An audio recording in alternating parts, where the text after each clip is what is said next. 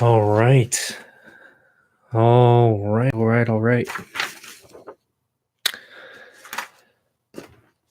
So this is a bit of a video I thought I felt is important to make. And I feel like I had to put something out here because I've been absent on my channel for a bit. So I feel like I should tell you what's up.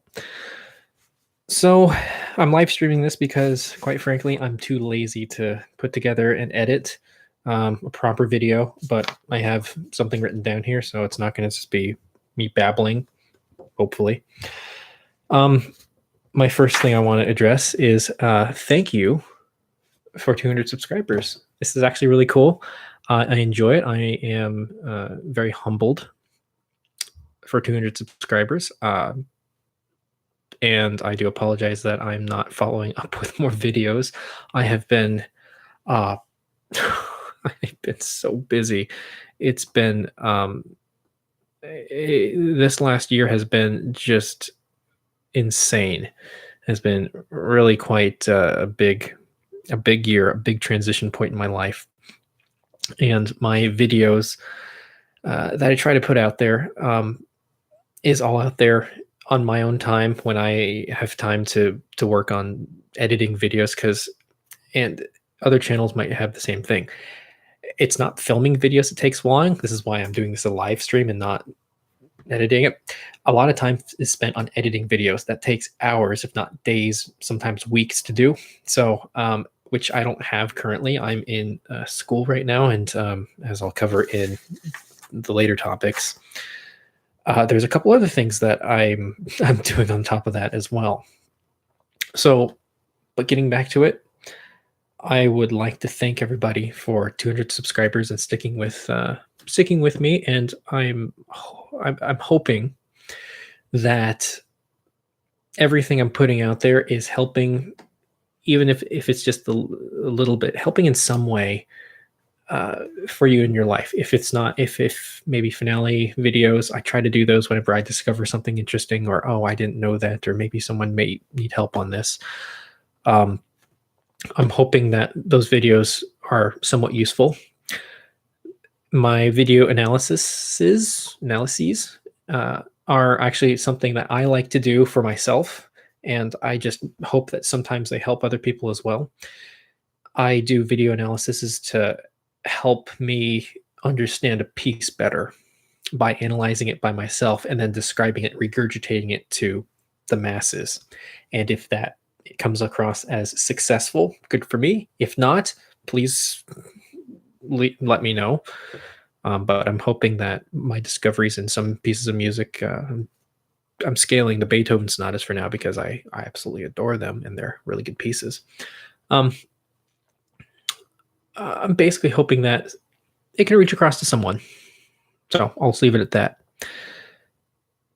So again, thank you for 200, and don't stop there. Definitely keep going. If you're not subscribed, you should definitely subscribe because I'll post more stuff at some point, like right now. Let's go ahead and talk about the next line of business. Speaking of finale, finale version 26 was released today. May have been today, may have been yesterday or a couple days ago. Really recently, like just happened. So you can definitely go ahead and download and upgrade to finale version 26. I really want to. I really, when I have time, I really will do it soon. Do a what's new in finale version 26. And yeah, because well, the one in 25 seemed to be pretty successful. So the one in 26 is they were more focused on features on this round rather than bug fixing and enhancements and et cetera, et cetera. So I will plan when I have time on doing a finale version 26. What's new in finale version 26? So you guys can have some sense of what you'll be forking out your hard-earned cash for, which I think is fair enough. So, but looks like because I have not really looked into it too much. I know that they're having a lot new features, their articulations and stuff like that, which I can finally talk about. Actually, I had to remove a post of mine because I was on the beta program and accidentally revealed something, and I got a nasty email from Make Music being like, "Yeah, you're gonna have to take that down, otherwise we're gonna have to file something against you." I'm like, "Oh shit, okay, my bad." So I removed it. So don't do that, especially we're in the beta program. Anyway, so 26 looks very promising. It looks like it looks pretty good so far. Videos I've been neglecting a little bit. I'd like to at some point have a schedule or just make a schedule when I'll be posting out videos so you can expect when something's going to happen or something not. So, but I've been busy with something a lot bigger, and I think I should go right into that. So, this is the part where things get a little personal and things get a little bit get very real. Um, and it's going to be hard for me to say this, but I'll have to just say it as it is. So, I'm going to San Francisco State University right now. I have a bachelor in music from a conservatory, and my plan in life is to teach at the collegiate level. I want to be a great professor. I really want to teach and really find new ways of teaching music to students, especially composition. I'm really interested in making music not just good but great. So bringing out the best in students, bringing out, and being uncompromising towards the students, being like, this is good, but it can be better. Here's how you can do it. Or I see what you did here. Or, just I've had a couple students before, and I've had a couple people I've tutored and who are very good. And I see this also in the great scores of the great composers where I'm like, this is like 99% there, but he could have done XYZ. So, and I'm looking for, and I like that uncompromising quality of composers who are so focused on details that the craftsmanship of composition is still alive. Now, I would like to further that. I'd like to grow in that area. And I've been doing that by working on myself mostly. I am currently working with, or have been working with, a mentor of Nadia Boulanger, who, if you're in the music industry, you should know who she is. She was the woman from the Paris Conservatory from mid 20s or 1920s all the way up to 1978, I believe. She cranked out literally 95% of all the great composers of the 20th century, the later half of the 20th century. And I am fascinated by the way she taught.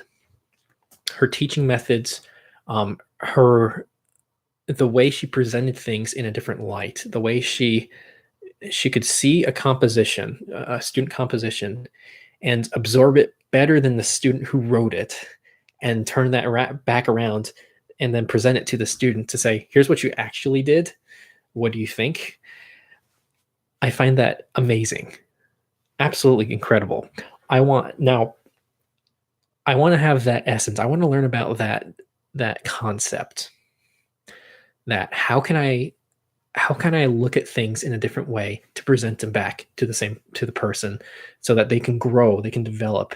And this is also important for me as a composer to do the same thing towards my own music, is to write something I've written and turn it around on myself. Is how can I be self-critical in that same way? So I want to learn not how to replicate Nadia Boulanger's teachings, but to get the essence of her teachings and then develop it in my own way. I'm not going to just copy her. It's not my intention. I don't want to do that. But I do want to understand the way she presented things, because hell, it worked for her. I mean, look at her output. She pretty much knew what she was doing. So why shouldn't it work for me or for anybody else? So that's why I am hunting down at this point pupils of Nadia Boulanger, because I want to know everything there is to know about how she taught. Now, it's not to say I'm going to limit myself on just her. There are tons of other great music teachers in the world, but it's much easier for me to focus on one goal than it is to just spread out so much that you have absolutely nowhere to shoot. So that's my goal. Now, what does this have to do with San Francisco State? And this is where I'm gonna have to be totally honest. I don't like gossip, but their music department is not good.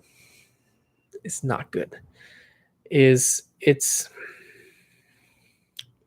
a department which, coming from a conservatory, you're going to feel as if you're going back to like middle school. However, to be completely fair, is their department, what's really good for is bringing people who've really not had too much musical experience before the undergrad experience, is to get them developed and to get them developed up to that point, basically. I get the impression they accept almost anybody who applies to the music department, but and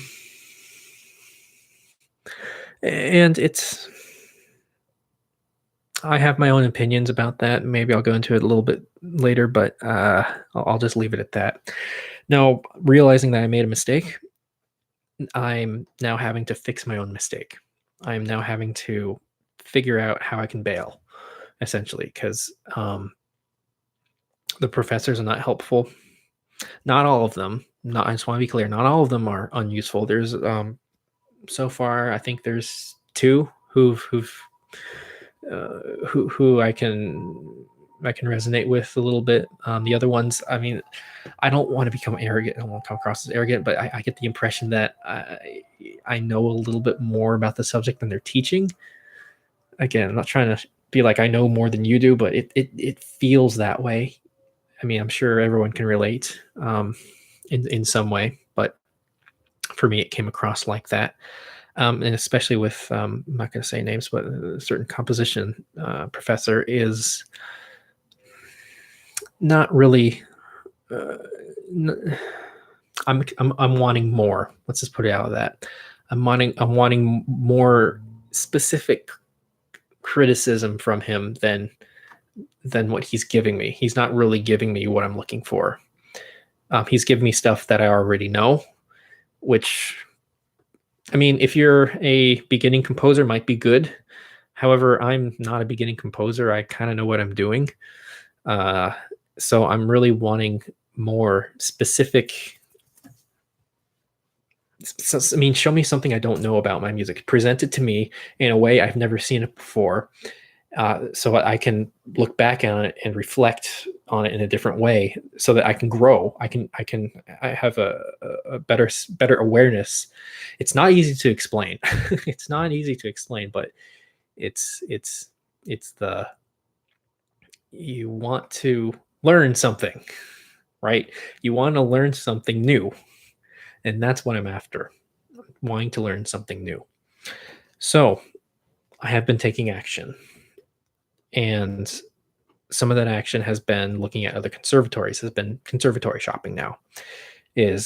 Why did I choose state? Why did I choose San Francisco State? The reason I chose it was because I doubted myself and I feared the cost of tuition. I was not confident last year that I could. I lowered the bar for myself so that I can jump over it. Now, I thought it made sense, kind of. I mean, if I brought down the bar, I mean, first of all, I'm getting a full ride at San Francisco State. I'm getting a full ride there. This is great. This is fantastic. I don't have to pay a dime to go there. Um, the issue is that, again, I'm not being challenged. I'm not growing based on where I graduated from, conservatory, and then going down to a much lower division department is not where I belong. And I made that mistake, and I didn't do my research. I hope this comes across as a good message for young composers and musicians is do your research first. Go to these schools. I didn't do that. I did not do that. And now I'm having to pay the consequences because of that. I'm getting poor education, not entirely, I don't want to say, but overall, I'm not learning the best I could be. Sure, I'm getting a full ride, and I might get a master's, might get my master's if I stick it out and survive. But I mean, it's not actually preparing me for a doctoral program, a postgraduate program. It's not. I mean, I'm not going to be. I don't feel like I'll be any more prepared than stepping out, than just not going to school at all. And it's just stepping right into a PhD program. So, sure, I might have that shiny, nice Master of Arts in composition from San Francisco, but I'll know it's empty. There's nothing really substantial that's locked into it that I can really sink my teeth into and present. So now that's not to say I'm not learning anything here. There's a couple classes where I'm like, yeah, I'm glad I took these classes. I'm taking like a video game scoring class, and then I'm taking a graduate or a research class. So, and these classes, both these classes are very well prepared. I think the professors are decent, not great, decent. And yeah, I mean, I'm pretty content by taking them. That said, though, I have been looking, and I can go into the next one, looking at the San Francisco Conservatory and how convenient enough that would be. I did look into the conservatory last year. I did visit a class. I visited the professor there, who I admired greatly, and I still do. And I actually met with him again today. And actually, going back a couple of weeks ago, I went to one of the composer seminars, which he invited me to, and where all the composers, I think there may have been like, I think it's 14 composers at San Francisco Conservatory. And they invited me in, they sat me in, and there's like 3 hours of just people, I think it's 3 or 4 composers talking about their music, presenting it, talking about it, and then having us comment on it. And wow, these composers are good, really good. These composers they have good ears. They have a direction. They have very good a direction. They have a reason why they're writing a piece, and they have a good intuition of music. They feel it. They feel the music, which is I think essential to good composition. You have to really dig into the music, really just lock into it, and then just really go for it. You can't just passively write good music. That's no such thing. You have to really, I don't know how to explain it. You have to really be invested, I think is the good word for it. And they were. And let me tell you, the last guy, oh my gosh, he was so good. Okay, so to try to describe how good he was. Okay, so I forget his name. He was scoring movies. He would be an excellent movie composer, film composer. To give you some perspective of how good he was, he presented 4 clips, I think 2-3 minute clips of various movies, and without the sound. So he'd cut out this, mute the sound, strip out the sound, the audio from each of the clips, and just sections of movies from across, I don't know, like 30 years. Anyway, so and he scored him. He would score these clips. The first clip came in, and um, it was kind of avant-garde, but it felt, a lot of it felt very intuitive, like it just felt so fluid, like yeah, you would yeah, I understand why he'd do that. Yeah, that makes sense. Nothing really stuck out too much as kind of like there's no like weird musical moments where it was like, huh, that was weird. And you just kind of forget about it and pass it along. You want to avoid those kind of moments in music. You want to have it. The whole goal of film composing is, and I'm going to get attacked for this. How I see it is, if you're a film composer, your job is to enhance the experience of the film without it becoming overpowering. Is to create an emotional atmosphere, essentially, and to know when music is useful in a scene and when it's not useful, and how much music and what kind of music would be useful and enhanceful in a scene, if that makes sense. And he had such good control of this. First one is pretty okay. Second one was a little bit better. I think it was like a dragon scene or something like that. The third one was, I swear, it was like 95% there. It was like the music seemed really good. There's like one weird moment where I'm like, oh, that was a little weird, but other than that, everything just flowed so seamlessly. Like everything hit exactly where I would think it would hit, and it was like, yeah, that works.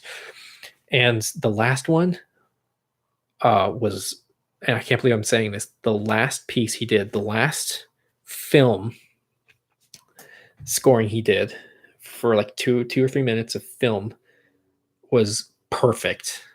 I mean, I'm not exaggerating. It was perfect. I was blown, and I was not alone on this. The other composers, I think there was 3 other composers, were like, dude, that last piece, holy shit, that was good. Like, how can I describe it? It sounded like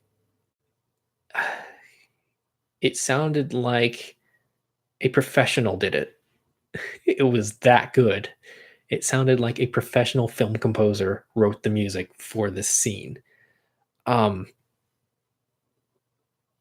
He had a theme. He had a theme, a very simple theme, and whether the theme technically fit, I mean, that's irrelevant. The whole point is, you're trying to in these little snippets, you're trying to create a a feeling. You're trying to give a flavor, a sample of what you're capable of doing. And he just excelled. Oh my god, he was so good. How can I describe how good he was? He had a theme. He had a theme, and he started. I try to remember what it was. He started off in the just being very plain and simple, and then he would back off. He just did this so seamlessly. The strings would just cut out or just back down just a little bit when there's dialogue talking, and then when the thing flew up, and then the strings like enhanced and became more glorious, and it was like, oh my god, you're so good. I mean, it sounded like a professional did it, and nothing stuck out. Everything just worked. That's and I told him, you're good. You're going to be great. Wow.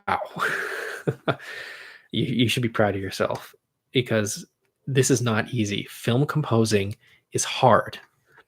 It is very hard to do. I mean, if you, it's very hard. I am not saying that I'm good at it. I'm not. Film composing isn't me, but you know. So, this is so getting back to my point though. These are the type of people I want to be with. These are the type of students I'd like to learn from, and these are the type of the camaraderie that I would like to be immersed in. This would be better for me, a fit. Even, I mean,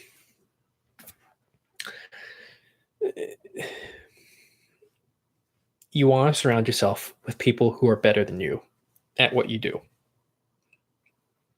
Might sound obvious, but at the same time, it's very intimidating.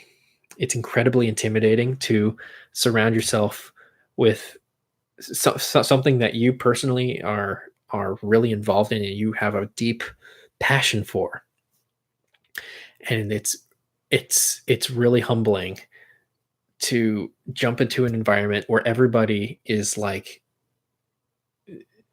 doing the same exact thing. They're equally as passionate about it as you are, and they know a hell of a lot more about it than you do. I mean, you might come in and think, "Oh, I know everything," and they might just be like, "Oh, no, you don't." Um, so it's a very humbling and kind of I think intimidating experience, but that's the experience you want. You want to be there. You want to have that, and I'm looking for that kind of environment where it's gonna be hard. It has to be hard. It must be difficult. It must be, oh shit, it's due tomorrow kind of stuff. Like it's, and I want to be thinking. I want to be thinking critically, creatively. I want that to be like something that I can learn from. And that conservatory, San Francisco Conservatory, that seems like a place where I would fit in very well. The professor of composition there, he's extremely successful. So, and he has studied with Nadia Boulanger, and he actually lectures about how she taught and her methods. So that intrigued me immediately. The other thing that which intrigued me was his music. His music is very fluid. His music is it's seamless. It's seamless. It's concentrated. It's deliberate. That's what I want. I'm looking for someone who's like that. Now, I met with him. We had a little chat. We had our agreements and our differences. And that's okay. We're obvious. I'm not going to agree with everything he says, and he's not going to agree with everything I have to say, and that's okay. That said, though, we should ideally. I'm looking for someone who my thoughts and ideals are mostly in line with his or hers, either one. So we have to be on the same page in terms of that, and he's pretty close to where I'm at, where I'm expecting. Now that said, I have to be open-minded though. I need to keep doing more research. I need to be looking out to other universities, other conservatories, and looking for this person, looking for this person who can show me something new and really bring out my goal, my intention. So, where do I start? Tough call, very tough call. A lot of it's going to be Googling around at conservatories. I mean, I might as well start at the top. So I just Googled top conservatories in the United States. And lo and behold, Juilliard's right up there. And I'm thinking, wow, cool. Okay. Let's be humble here. As much as I would love to, let me see who's available. And yeah, but that's what I'm going after. And then San Francisco Conservatory is right on that top 10 list. So I'm thinking, I'm doing this. Okay. So again, I'm surrounding myself with people who are better than I am, but I'm also semi-interviewing the professor that I'd like to study with, which is something that my undergrad professor just kept on hounding all of us about is ignore the school. What professor do you want? And I asked him, how do I start looking? And he said, good question. You need to start looking at the schools, though. Google the schools, Google the professors, get into contact with them. Um, and are they the person you want to study with? So I think I finally have learned, because I did not do that with the state schools. I simply said, wow, that's a cheap price tag. Oh, you're giving me a fellowship and you're also going to pay my whole way? Absolutely, I'm going to come here. But it never occurred to me that I could be considered for scholarships and grants and stuff like that at conservatories. So, and I didn't even try. I doubted myself. I said, "Oh, it's probably too expensive. I'm not going to do it," and I just flat out didn't apply last year. So I'm kicking myself a little bit in the butt because of that. But at the same time, uh, I'm now more aware that I can better apply myself, and that yeah, I can probably do this. I can do this absolutely. Make me work. I want to be better. I want to be really good. So how can I do that? How can I be better? I'm not always. I'm never 100% content with anything I write. I want to know how to be better, if that makes sense. So I've got my work cut out. I've got essays to write. I've got more research and emails, and oh my god. So my final point, my final talking point before I wrap this up, is my outlook and goals. What are my outlook and goals for all this right now? Um, well, quite frankly, I, I have some idea. Like I mentioned earlier, it's going to be about pursuing my career, which is teaching at the collegiate level. I really want to crank out great students. Um, and I also want to prove myself as a great composer as well. Now, that's not easy, especially in today's day of age. I mean, it's not easy. It is simply just impossible. Not impossible, but it's so hard to do. There's me and there's a million other composers that are like, oh, I'm going to be the next Mozart. I So I mean, how are you going to stand out from everybody else?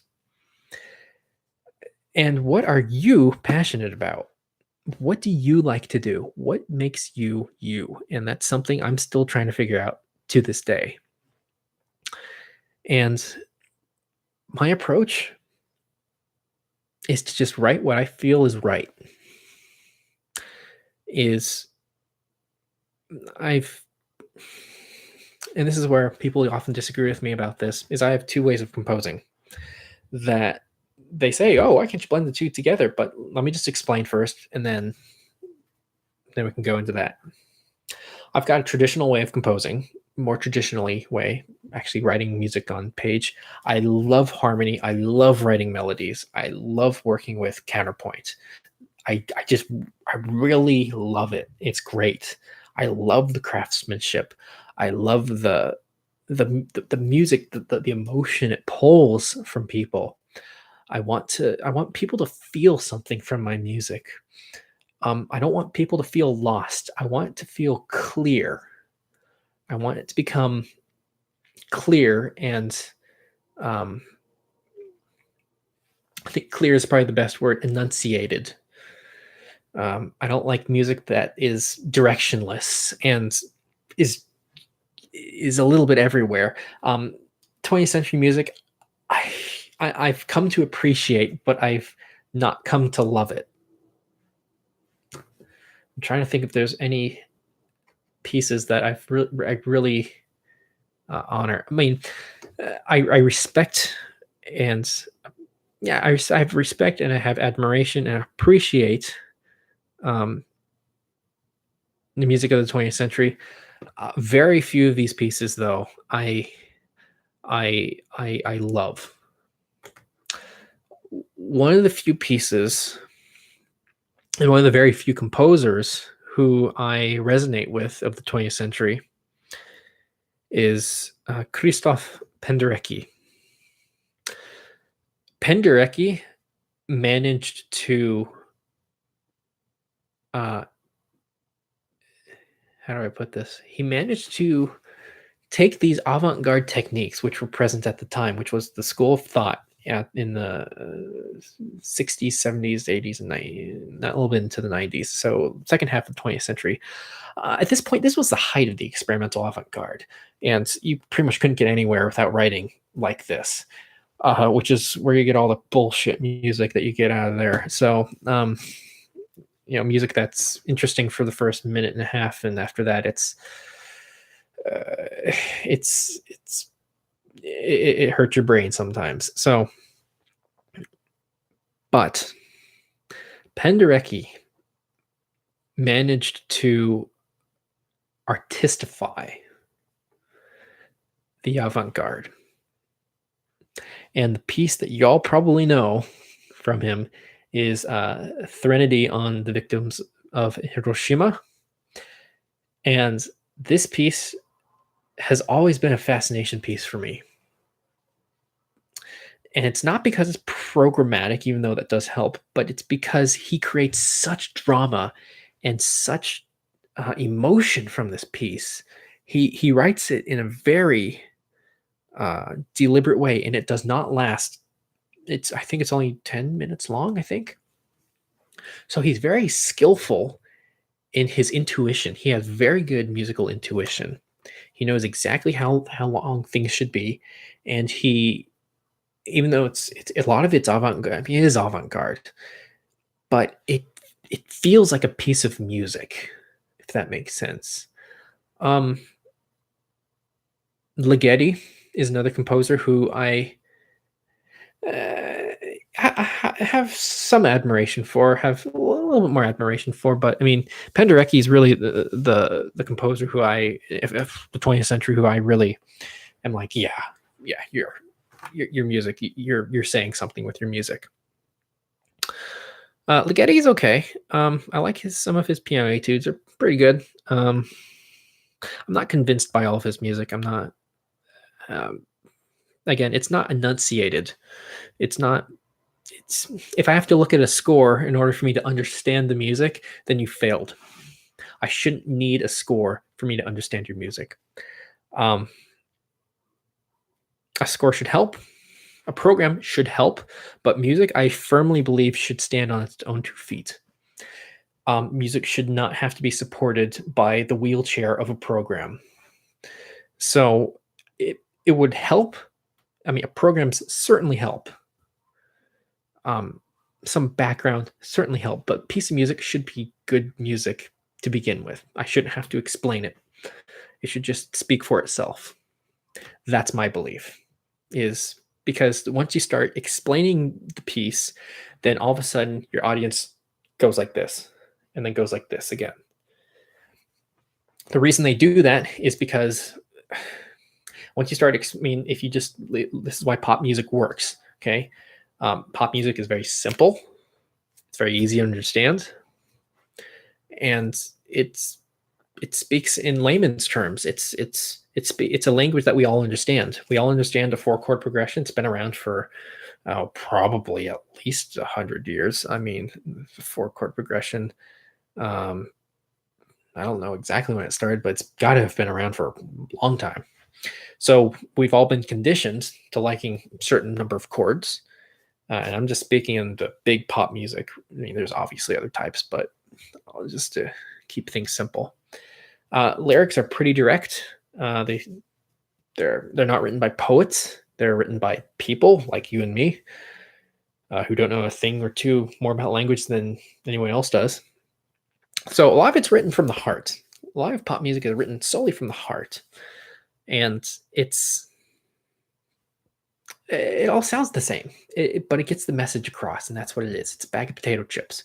It's meant to be enjoyed once. You can enjoy it again. You can go by the store.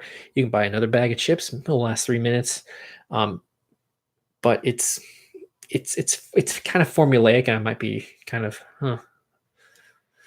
I'm kind of contradicting myself, but it's very formulaic if you think about it. I mean, think about a bag of Doritos. Bag of Doritos isn't really, well, it's not. They weren't made by chefs. Dorito chips are made by scientists. They know what chemicals work with each other and how to produce a sensation in the brain to think, aha, this tastes good. I want more. And the same thing applies to pop music.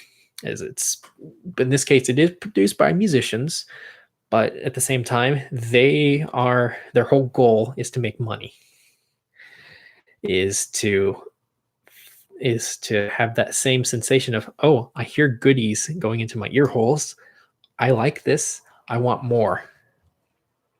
And so it's just targeting that part of your brain of, I like it, I like it, I like it, I like it, I like it. So that's what pop music is. Now, where was I going with this? Oh, now classical music or concert music, more avant-garde music, is typically geared more towards refinery, more towards the think of it like a steak dinner. Might be a good analogy. Or like going to the opera. It's not something you do very often, like a 5-star restaurant. It's going to be expensive. It's going to take a while. I mean, not everything is super gratifying, but it takes a while. You savor it. You enjoy it. You wait for dessert at the end. You don't start with dessert. You have your appetizer. You have your glass of wine. You have all these different taste elements, right? You have all these different flavors, all these different flavor palettes, which combine, and that in itself is an art. That's an actual chef preparing this cuisine.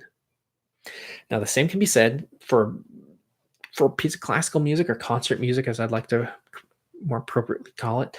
But this is something that you have to take your time with. You have to be patient for. There are good parts in it. There are really good parts, and those good parts are more rewarding if you know what to listen for than any pop music or bag of potato chips. But will bag of potato chips suffice if you just want to be kind of a pig one day? Of course, of course, everybody does that. I'm not saying you're not allowed to, obviously. I would like to invite you, though, to listen to more, not classical music. I'm not saying, oh, everyone has to listen to Mozart, Beethoven, and Schubert. Although it is good to be aware of these things and to give it a chance at least, and find music that's different. I mean, there's so much types out there. So I don't even know where I was going with this. This is just a rant. But I hope that was interesting. My outlooks and goals, I already told you about them. It's to teach, to really bring out the best in people. That's my goal. And that's kind of what I'm trying to, what I'm trying to experiment with on this channel is I'm trying to teach people how to use Finale. Trying to teach people how to look at a different piece of music. Sometimes I'm improvising. Anything that's musical, I'm experimenting, and that's what this channel kind of is. But if and I'm just at this point in my life where I'm again caught between these decisions of I need to be better. I need to be better. I want to be better. And I need to put myself in an environment where I can grow to be better. So that's why I made this, and that's why I need to get this off my chest and realize that everybody makes mistakes. I'm vulnerable. I'm not afraid to admit it. I make mistakes. I made this mistake. I've made plenty of mistakes, and I'm learning. And I want to share that to you. Is if you're a composer, if there's anything of this, wow, it's 45 minutes long. I'm sorry. My takeaway, though, if you're a composer, if you're a high school, if you're in high school, you're a musician, and you're really serious about music, go to the best school that you can get into. Go to the best school that you can get into. I'd say forget about the money. It's hard for me to say that because that's where I'm in a very tight financial state right now. I'm living off of a loan, just to pay rent and everything else. even though I am looking for jobs and looking for careers. Um, but I'd say go to the best school, because a really good, high quality conservatory will teach you so many will teach you stuff. Um, it'll teach you to be great. It'll teach you, it'll prepare you much better for life than a state school would be, or a second rate school. I'm not saying they're bad. I'm not saying that it's not meant for anybody. I'm saying you will get the most out of going to a very good conservatory where their main focus is music and they're just going to drill that into your brain. That's what you need, though. Um, but for any field that's relevant, you need, if you want to be a programmer, don't go into, you're not going to go to like, you're not going to go to a conservatory. Well, why would you do that? That doesn't make sense. You're going to go to, I don't know, like a tech institute. You're going to go to somewhere where they drill in how to write JavaScript or C++ or whatever you need to do, learn about operating systems, or, you get the idea. Go to some place where you're going to feel like you don't know anything. And that's when you know you're in the right place, because at that point you can then grow.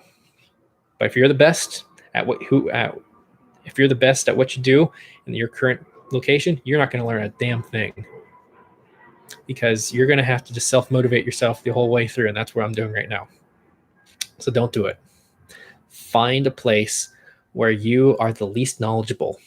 Maybe not the least knowledgeable, but where you will feel uncomfortable initially. And the people there, if you find the right school, they'll bring you in with open arms. Trust me. Anyway, that's been my thing. I hope you enjoyed. And